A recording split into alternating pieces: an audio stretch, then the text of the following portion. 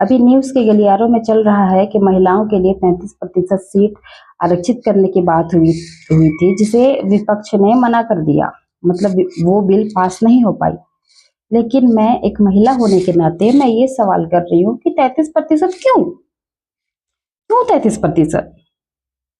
बड़े बड़े नेता जब अपने भाषण में जब बात करते रहते हैं तब ये बोलते हैं कि बेटा बेटी समान, लड़की लड़का समान, महिला पुरुष समान। तो 50% आरक्षण क्यों नहीं? 33% आरक्षण दे के क्या ये भीख दे रहे हैं? बात सही है। क्यों भाई 33% आरक्षण क्यों? क्यों 33%? हम जब बस में सफर करते हैं तो बस में साफ साफ शब्दों में लिखा होता है कि 50% सीट महिलाओं के लिए आरक्षित है। तो फिर ये 33% सीट दे करके क्या साबित करना चाह रहे हैं? ये तो हम महिला हैं, हमारा अधिकार है 50% सीट, लेकिन देने से कौन रोक रहा है?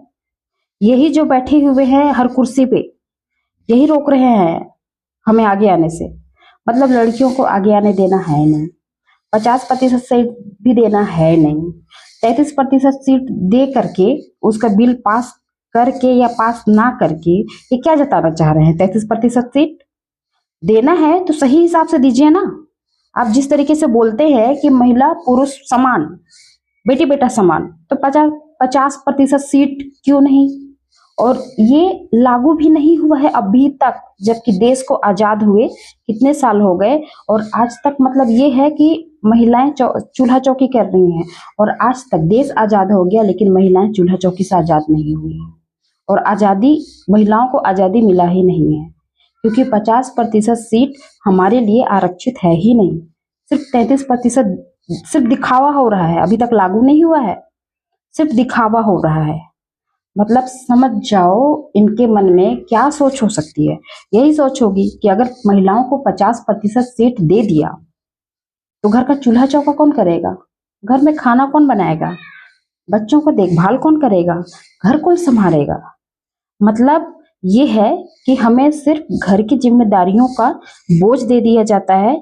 घर की जिम्मेदारियों को बोझ दे देंगे लेकिन 50% सीट बिल्कुल नहीं देंगे।